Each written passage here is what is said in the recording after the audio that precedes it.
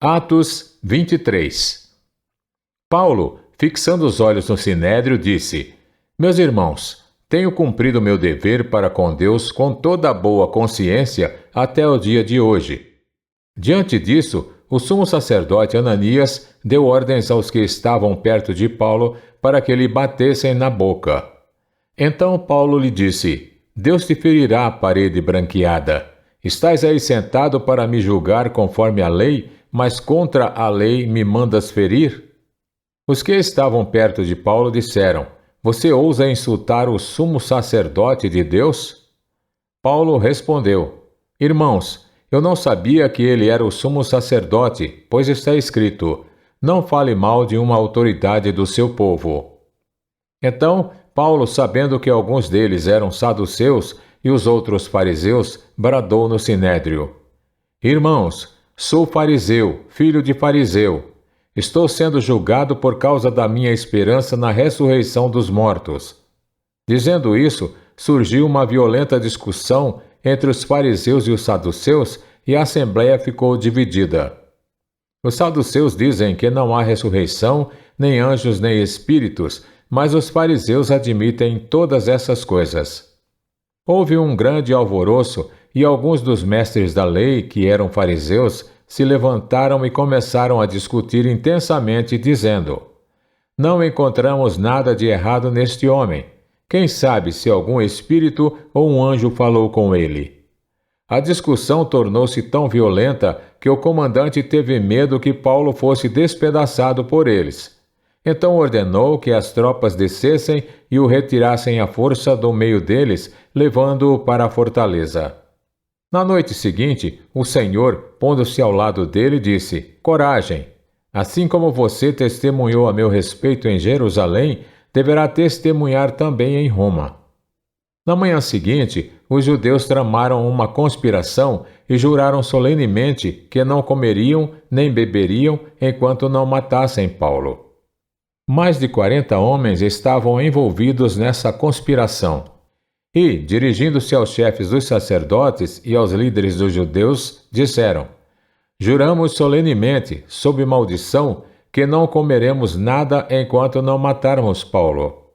Agora, portanto, vocês e o sinédrio peçam ao comandante que o faça comparecer diante de vocês com o pretexto de obter informações mais exatas sobre o seu caso. Estaremos prontos para matá-lo antes que ele chegue aqui. Entretanto, o sobrinho de Paulo, filho de sua irmã, teve conhecimento dessa conspiração, foi à fortaleza e contou tudo a Paulo, que, chamando um dos centuriões, disse: Leve este rapaz ao comandante, ele tem algo para lhe dizer.